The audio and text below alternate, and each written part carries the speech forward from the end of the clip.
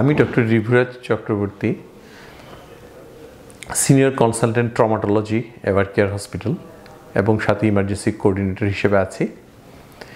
এই Evercare emergency এবং traumatology department এটি আমাদের একটি খুব গুরুত্বপূর্ণ একটি সেক্টর যেটা এভারকেয়ার মেনটেন করে। এখানে একই হসপিটালেই যে কোনো ধরনের অ্যাক্সিডেন্ট, যেখানে অর্থোপেডিক্স সেবা লাগে বা অ্যাবডোমিনাল সার্জারি সেবা লাগে, চেস্ট সার্জারি সেবা লাগে, ভাস্কুলার সার্জারি সেবা লাগে, এরকম যে কোনো অ্যাক্সিডেন্ট বড় ধরনের পলিট্রমা কেস এখানে ওয়ান স্টপ ম্যানেজ করা সম্ভব, যেখানে অন ফ্লোর ডক্টর থাকে, যেখানে আমাদের কাউকে কল দিয়ে আনা লাগে না, এবং সবচেয়ে বড় কথা যে সার্বক্ষণিক critical care facility, blood bank এগুলো আমাদের সার্বক্ষণিকভাবে আছে। তার ফলে খুব দ্রুত পলিট্রমা কেসগুলো ম্যানেজ করার মাধ্যমে মাল্টি অর্গান ফেলিউর ঠেকানো, যে কোনো ধরনের বড় ধরনের বিপর্যয় ঠেকানো, এসব একমাত্র এভারকেয়ার ট্রমাটোলজি সেন্টারেই সম্ভব।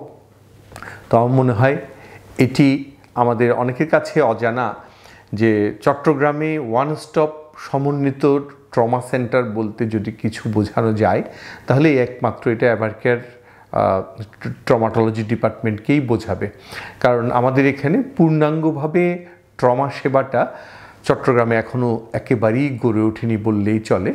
সাধারণত বিভিন্ন জায়গায় জেনারেল সার্জন বা ভাস্কুলার সার্জন তাদেরকে কল করে এনে এই সেবাটা দেওয়া হয়, যাতে একটা গুরুত্বপূর্ণ রোগী অনেক ঝুঁকির মুখে পড়ে যেতে পারে।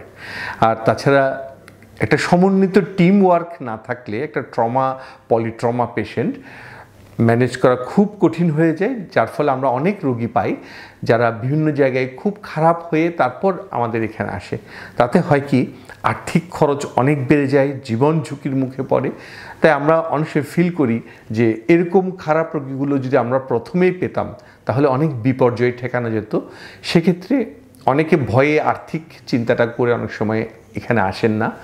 কারণ দেখা যায় একটা খারাপ কিছু অকারেন্স যখন ঘটে যায়, রোগ যখন অনেক বেড়ে যায়, অনেক ক্রিটিক্যাল সিচুয়েশন অ্যারাইজ করে যায়, তখন আমরা এভারকেয়ারে এসে আবার পিছন থেকে রোগীটাকে টেনে আনতে হয়।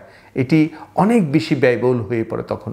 তার চেয়ে একটা ফ্রেশ পলিট্রমা কেস আমরা প্ল্যান মাফিক ব্যবহার করলে খরচ অনেক কমানো সম্ভব, জীবনের ঝুঁকি অনেক কমানো সম্ভব। এই জিনিসটা আমার মনে হয় ভালোভাবে চট্টগ্রামে হাইলাইট হওয়া উচিত।